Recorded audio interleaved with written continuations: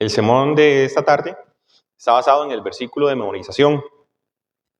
Tiene por título La Cena del Señor. Antes de leer el texto, quisiera poderlos poner un poco en contexto para que puedan entender mejor el mensaje que está escrito a la iglesia de Corinto. Entonces, primero quiero ponerlos en contexto sobre tres panoramas distintos. El primero es el panorama de Corinto. Corinto tenía una ciudad llamada Acrocorinto, una fortaleza en el templo de Afrodita, la diosa del amor y patrona de la ciudad. En sus días de gloria había 1000 sacerdotisas sagradas que bajaban cada tarde para prostituirse y obtener dinero para el templo. Afrodita es el término griego de Venus en latín, y allí nació el término de enfermedades venéreas. Corinto estaba plagada de estas enfermedades por el comercio de la prostitución. De hecho, el término corintiar, literalmente lo que significaba en ese momento era fornicar. Adicional, también quisiera hablarles un poco de Atenas, que es una ciudad que estaba muy cercana a Corinto. Según el historiador romano Plinio, los atenienses habían dedicado más de 330.000 diferentes estatuas a dioses griegos. Petronio, un escritor romano, decía que en Atenas era más fácil encontrar una estatua que a una persona. Entonces, quiero que entiendan que, en la iglesia de Corinto está premiada de dos cosas importantes. Uno, el tema de la inmoralidad sexual, y dos, el tema de la adoración a estatuas o adoración a otros dioses, por así decirlo. El segundo contexto que quisiera que podamos entender en esta tarde es el contexto de la carta de Corinto. Primera de Corintios, Pablo se dirige a la iglesia en tres aspectos importantes que quiere abordar. Primero es la división de la iglesia.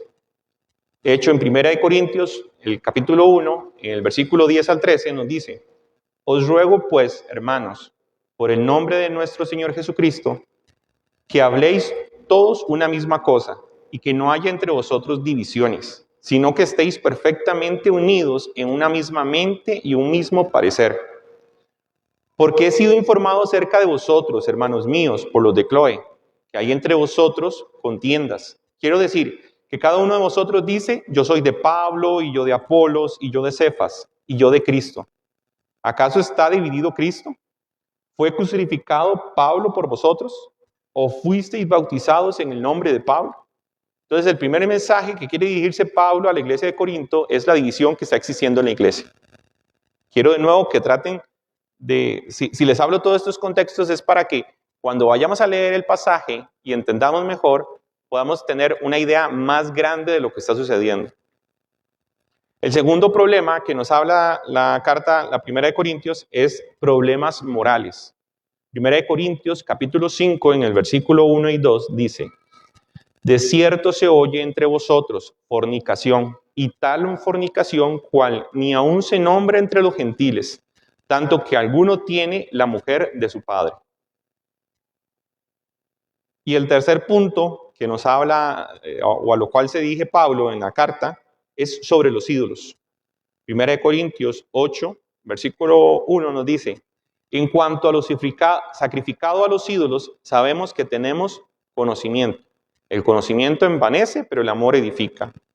Entonces, hay tres aspectos que Pablo quiere tratar con la iglesia de Corinto: la división, problemas morales de inmoralidad sexual y problemas de idolatría que se está dando dentro de la iglesia.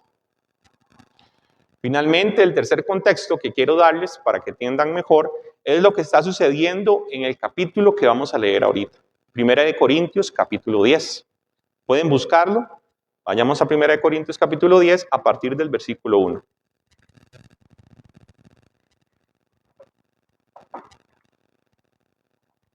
Nos dice: Porque no quiero, hermanos, que ignoréis que nuestros padres todos estuvieron bajo la nube, y todos pasaron el mar, y todos en Moisés fueron bautizados en la nube y en el mar, y todos comieron el mismo alimento espiritual, y todos bebieron la misma bebida espiritual, porque bebían de la roca espiritual que los seguía. y la roca era Cristo. Pero de los más de ellos no se agradó Dios, por lo cual quedaron postrados en el desierto. Mas estas cosas sucedieron como ejemplo para nosotros, para que no codiciemos cosas malas, como ellos codiciaron, ni seáis idólatras, como algunos de ellos. Según está escrito, se sentó el pueblo a comer y a beber, y se levantó a jugar. Ni forniquemos, como algunos de ellos fornicaron, y cayeron en un día 23,000. Ni tentemos al Señor, como también algunos de ellos le tentaron, y perecieron por las serpientes. Ni murmuréis, como algunos de ellos murmuraron, y perecieron por el destructor.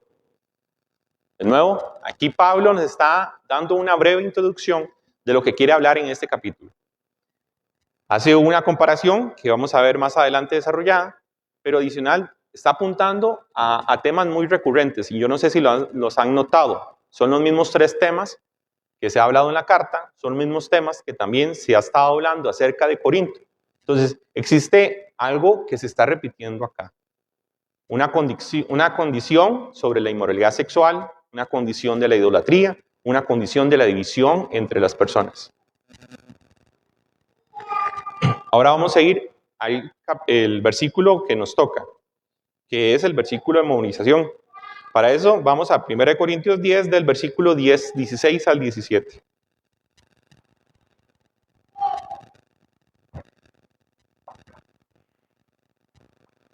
Dice: la copa de bendición que bendecimos no es la comunión de la sangre de Cristo, y el pan que partimos no es la comunión del cuerpo de Cristo.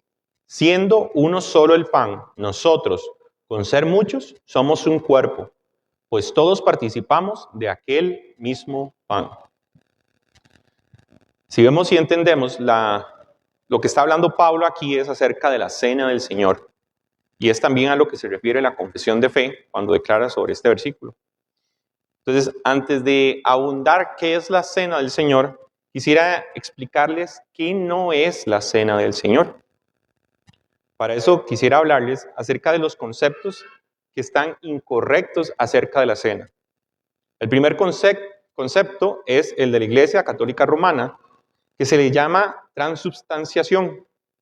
Ese concepto lo que dice es que ellos conciben la unión sacramental en un sentido físico. Cuando el sacerdote pronuncia «Hos es corpus meum», el pan y el vino cambian al cuerpo y la sangre de Cristo, sucediendo entonces nuevamente un sacrificio físico de Cristo. Cada vez que se ofrece dicho sacramento, sacando del contexto, este es mi cuerpo, que dice en Juan 6:50,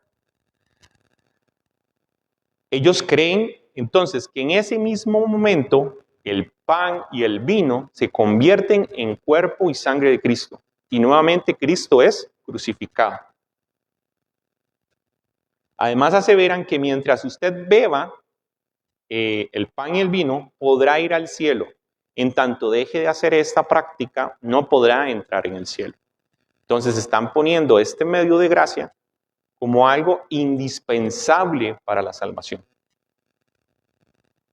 La confesión de fe de 1689 nos dice: en esta ordenanza Cristo no es ofrecido a su Padre, ni se hace en absoluto ningún verdadero sacrificio de la remisión, perdón o eliminación de pecados, ni de los vivos ni de los muertos, sino que solamente es un memorial de aquel único ofrecimiento de sí mismo y por sí mismo en la cruz, una sola vez para siempre, y una ofrenda espiritual de toda alabanza posible a Dios por Él mismo.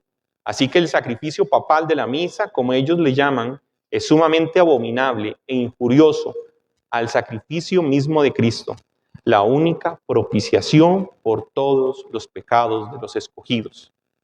Ahora, ¿y cómo podemos esto entenderlo a la luz de la Biblia? Lo podríamos leer, por ejemplo, en Hebreos capítulo 9, en el versículo 24 y 26, donde nos dice: porque no entró Cristo en el santuario hecho de mano, figura del verdadero, sino en el cielo mismo para presentarse ahora por nosotros ante Dios, y no para ofrecerse muchas veces, como entra el sumo sacerdote en el lugar santísimo cada año con sangre ajena. De otra manera, le hubiera sido necesario padecer muchas veces desde el principio del mundo. Pero ahora, en la consumación, es decir, la completación de los siglos, se presenta una vez para siempre por el sacrificio de sí mismo para quitar de en medio el pecado. Entonces, ¿qué es lo que quiere decir acá? Que esta conducta o esta práctica que hace la Iglesia Católica Romana, de que cada vez que se come el pan y el vino, Cristo está nuevamente en ese pan y ese vino y vuelve a hacer sacrificio, está en contra de lo que la Escritura dice, porque dice que Cristo solo una única vez tuvo que sacrificarse por el pecado de todos. El otro concepto que tampoco está correcto es el concepto de Lutero, que se llama la consubstanciación, donde dice que el pan y el vino siguen siendo lo que son, pero en la cena del Señor, a pesar de todo, existe una presencia real, misteriosa y milagrosa de la persona completa de Cristo. Está en el cuerpo y sangre, en, bajo y con los elementos. Existe una presencia local de Cristo. Entonces, ¿qué es lo que está diciendo Lutero? Es que cuando se da el partimiento del pan y el vino, de alguna manera Cristo está bajando en ese momento de una forma local y se hace presente con los creyentes. Obviamente eso tampoco creemos en eso y más adelante voy a explicarlo el por qué específicamente no creemos en eso, porque sabemos que Cristo ya está reinando y adicional, Él dice que Él nos ha dado un consolador y este consolador es el que nos da una comunión y comunicación con Él. También está el concepto de Zwingliano, que lo que nos dice es que Él solo veía la cena del Señor como un símbolo vacío, que representa verdades, pero solo era eso, simplemente una conmemoración. Entonces, de nuevo, aquí hay diferentes contextos. Por un lado, hay personas que lo espiritualizan demasiado, diciendo que Cristo se hace presente o que Cristo es el pan y el vino. Y por otro lado, vemos un contexto donde personas simplemente ven la cena del Señor como algo simple, un rito religioso, pero que no significa nada. Entonces, es importante que entiendan esto porque la iglesia cristiana reformada no cree en ninguna de esas dos condiciones. No podemos entonces despreciar la cena del Señor, pero tampoco podemos darle un significado diferente a lo que realmente significa. Entonces, la pregunta que debería salirnos es, ¿qué representa la cena del Señor? Para eso quisiera que podamos ver las comparaciones que existen entre el Antiguo Testamento y el Nuevo Testamento acerca de la cena del Señor, porque eso nos va a dar una comprensión más amplia de lo que realmente tiene ese sentido ahí. Para eso quisiera que vayamos a Éxodo, capítulo 12, del versículo 1.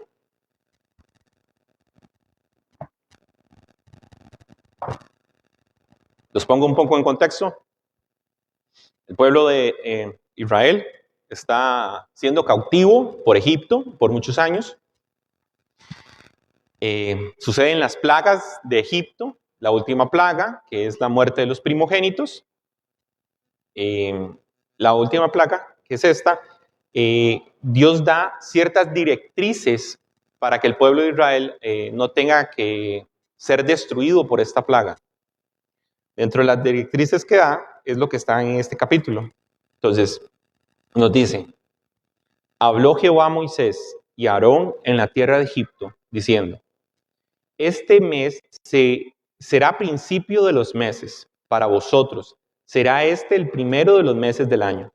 Hablad a toda la congregación de Israel diciendo, en el 10 de este mes, tómese cada uno un cordero según sus familias, de los padres, de un cordero por familia. Mas si la familia fuere tan pequeña que no baste para comer el cordero, entonces él y su vecino inmediato a su casa tomarán unos según el número de las personas. Conforme al comer de cada hombre, haréis la cuenta sobre el cordero.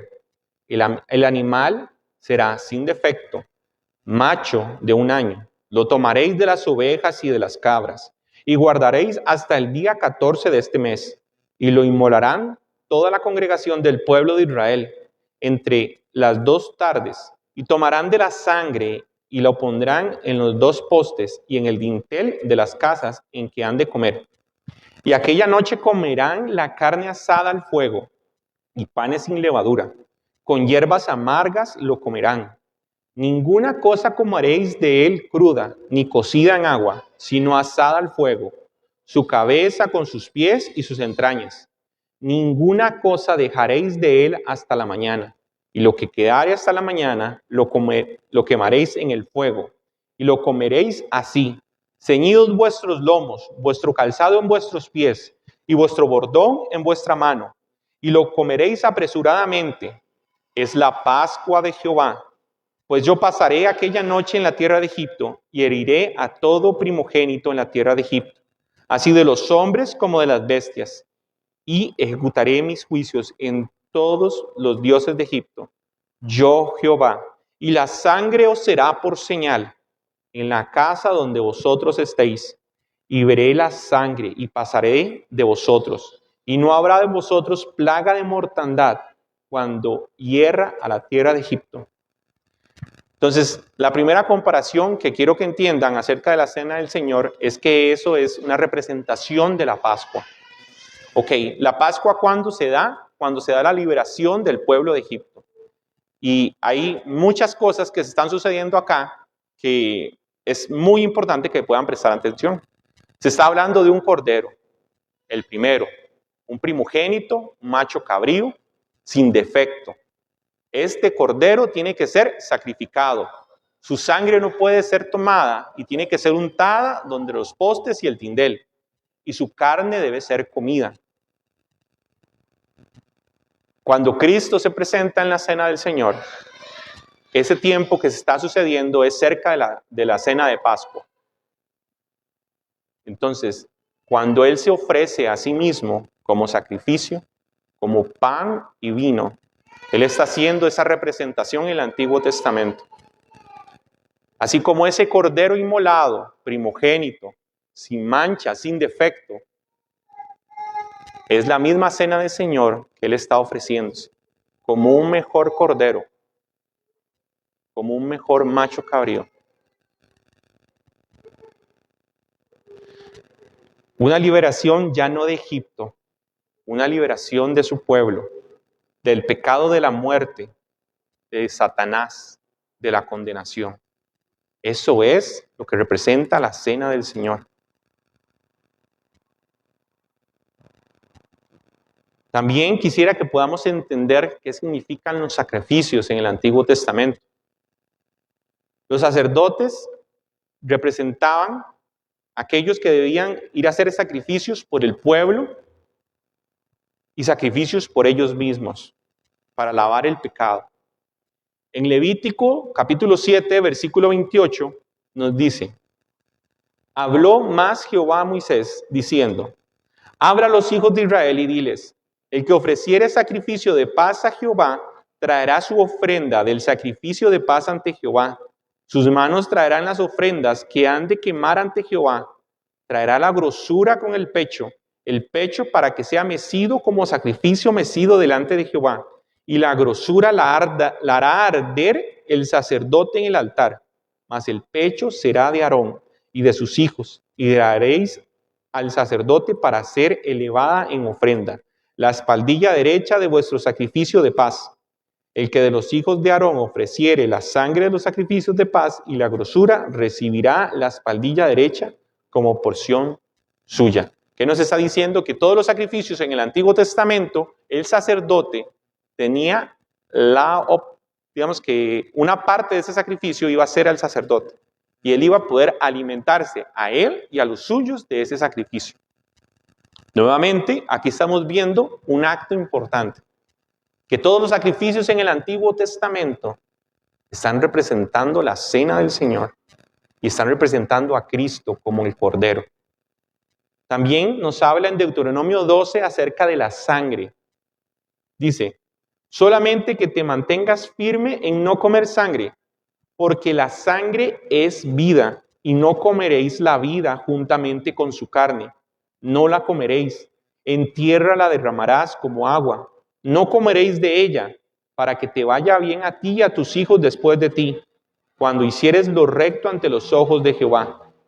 Pero las cosas que hubieres consagrado y tus votos los tomarás y vendrás con ellas al lugar de Jehová que hubiera escogido y ofrecerás tus holocaustos, la carne y la sangre, sobre el altar de Jehová tu Dios.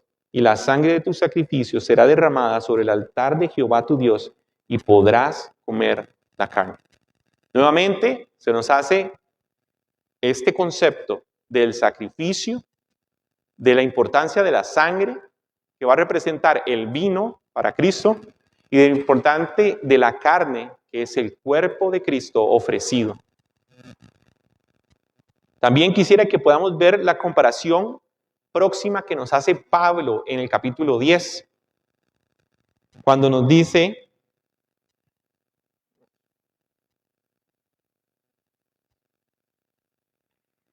porque no quiero, hermanos, que ignoréis que nuestros padres todos estuvieron bajo la nube y todos pasaron el mar. Y todos en Moisés fueron bautizados en la nube y en el mar. Y todos comieron el mismo alimento espiritual. Y todos bebieron la misma bebida espiritual, porque vivían de la roca espiritual que los seguía. Y la roca era Cristo. ¿Qué nos está diciendo en este momento Pablo a la iglesia de Corinto? Que tanto el maná del cielo que cae cuando el pueblo de Israel es liberado de Egipto, como el agua que sale de la roca, es Cristo. Ese mismo pan que ellos fueron saciados, un alimento espiritual, y esa misma agua que da vida, que sale de la roca, es la misma comparación de la cena del Señor. Es ese mismo pan y ese mismo vino que da vida a nosotros que estamos muertos. El maná en el cielo, en Éxodo 16:4, Jehová dijo a Moisés, he aquí, yo os haré llover pan del cielo, y el pueblo saldrá y recogerá diariamente una porción de un día para que... Perdón.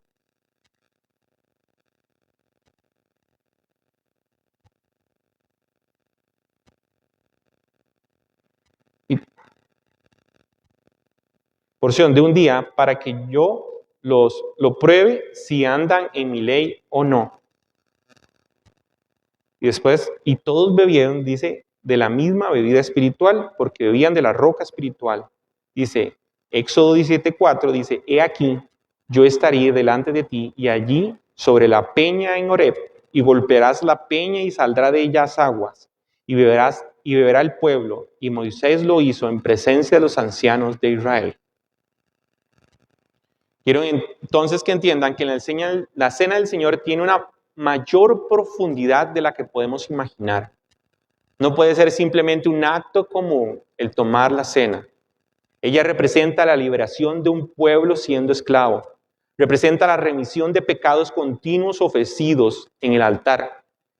Ellos solo eran una representación de un mejor y mayor sacrificio, un mejor y mayor cordero, un mejor maná, una mejor agua que sale de la roca. Y esa es Cristo. Finalmente, quiero llevarlos a una comparación que existe entre la cena del Señor del antiguo pacto y el nuevo pacto. El pacto de redención simboliza un nuevo pacto, un pacto con sangre preciosa. ¿Qué es un pacto? Es un acuerdo legal inalterable, impuesto entre Dios y su pueblo elegido, incondicionalmente, soberanamente, en donde Dios define las condiciones de esta relación, establece las promesas que da a sus hijos, pero también las condiciones que debe cumplir para recibirlas. Esto significa que el pacto es la manera en que Dios administra sus promesas, las obligaciones para recibirlas y el castigo por no hacerlo. Génesis 3:15 nos dice, y pondré enemistad entre ti y la mujer, y entre tu simiente y la simiente suya, y ella te herirá en la cabeza, y tú la herirás en el calcañar. El antiguo pacto estaba condicionado a una ley que nosotros indudablemente no podíamos cumplir, y necesitábamos un mejor pacto. Cuando se da la cena del Señor, dice, y esta es mi sangre, que es el nuevo pacto. Necesitamos esa representación, que realmente lo que significa es lo que va a suceder posteriormente con el sacrificio de Cristo. La pregunta siguiente sería, ¿quién y cuándo se instituye la cena? Cristo lo hace antes de entregarse a sí mismo para el cumplimiento del nuevo pacto. Es un acto que debería de tocar cada una de nuestras células al comprender lo que está sucediendo. Yo no sé si pueden ver la magnitud. Pónganse en este entendido. Cristo se sienta con sus discípulos, prepara una cena, pero Él ya sabe que va a ser sacrificado. Él ya sabe que está próxima a este acto. Ustedes pueden entender lo maravilloso que está haciendo Cristo en ese momento con sus discípulos y hacia nosotros. Porque Él, aún sabiendo que va a ser sacrificado, decide enseñarle a estos discípulos una conmemoración hermosa. Él les está diciendo, pronto voy a entregarme. Este es mi cuerpo y esta es mi sangre. Esto debería de llevarnos siempre a que la cena del Señor debe ser un acto de reflexión continua de la misericordia de Dios dada al hombre.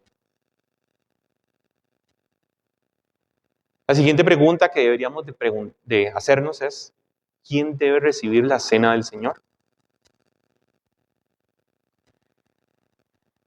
Catecismo de Heidelberg nos dice, para aquellos que verdaderamente están descontentos consigo mismos debido a sus pecados y que sin embargo confían en que estos les son perdonados por causa de Cristo y que las debilidades de que todavía adolecen quedan cubiertas por la pasión y muerte del Redentor.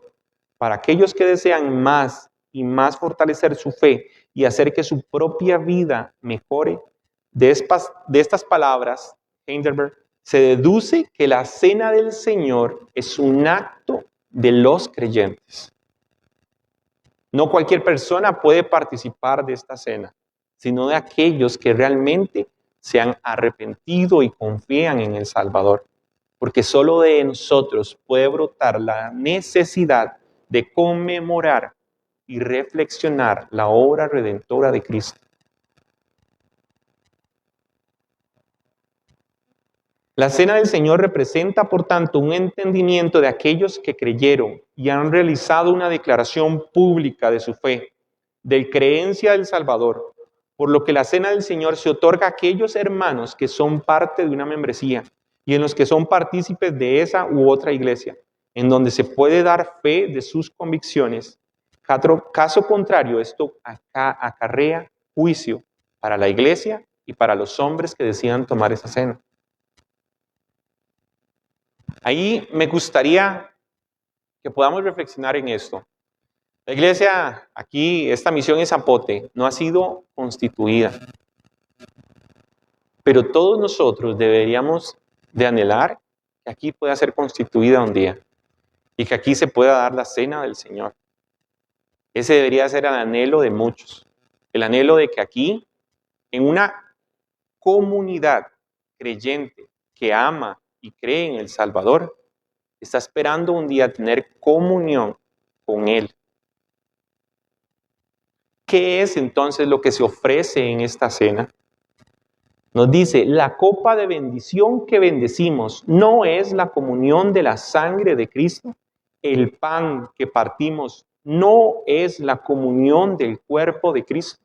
El acto de la cena nos está presentando una comunión.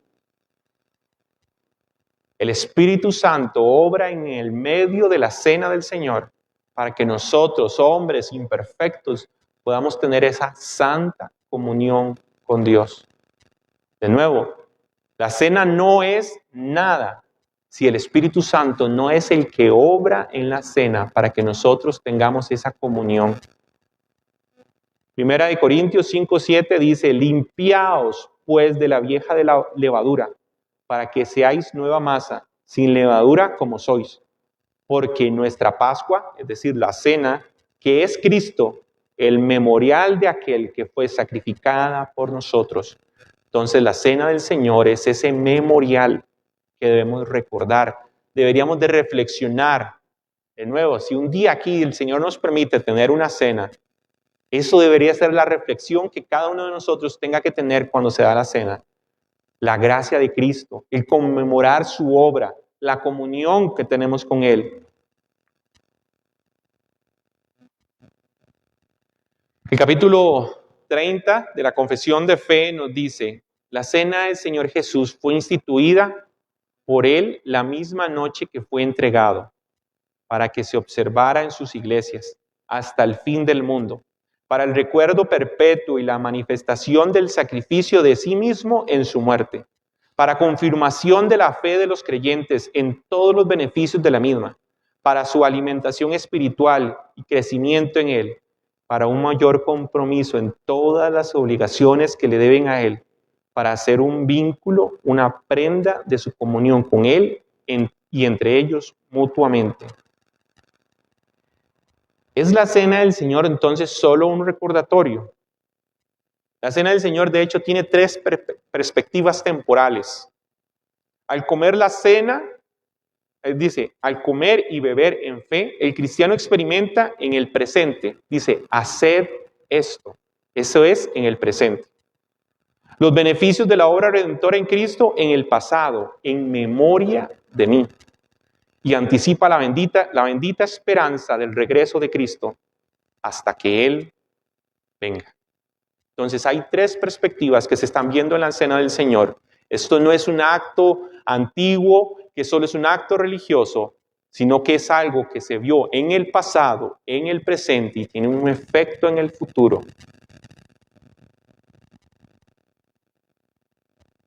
Ahora, quisiera que podamos analizar en esta tarde cuál es uno de los beneficios más grandes que tenemos en esta cena, en especial para esta misión en Cipote. El beneficio que nos amonesta y que se refiere Pablo en 1 Corintios 10 es la comunión vertical y horizontal que se está dando. Recuerden cuáles fueron los temas del contexto que hablaba de Corintio. Uno de ellos es la división. La copa que bendecimos, el pan que partimos.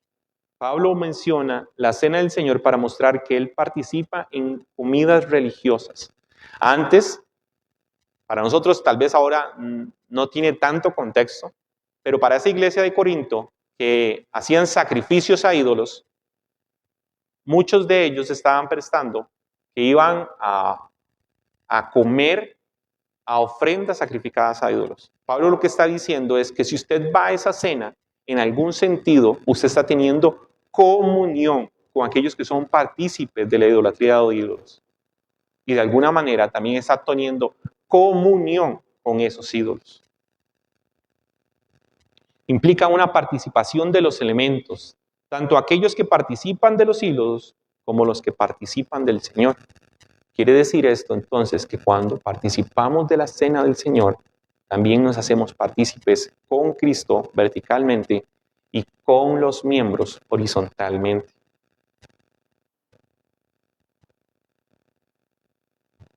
Luego nos dice, siendo uno solo el pan, nosotros con ser muchos somos un cuerpo, pues todos participamos del mismo pan. La cena tiene una aplicación real de esa comunión. Y yo quisiera que de verdad ustedes puedan analizar que si el Señor permite un día constituir aquí una iglesia, eso es lo que va a hacer. Una comunión horizontal y vertical con Cristo. Participamos de un mismo pan. Eso fue lo que sucedió en ese momento. Dice que Él partió el pan y lo repartió. Participamos de una misma copa. En ese momento, cuando se da la cena del Señor, todos beben de una misma copa. Ese es el acto conmemorativo que realmente deberíamos de anhelar un día si esta iglesia quiere ser constituida. participar de ese mismo pan, tener ese mismo sentir que tuvo en ese momento sus discípulos, que tuvo ese momento Cristo para con ellos.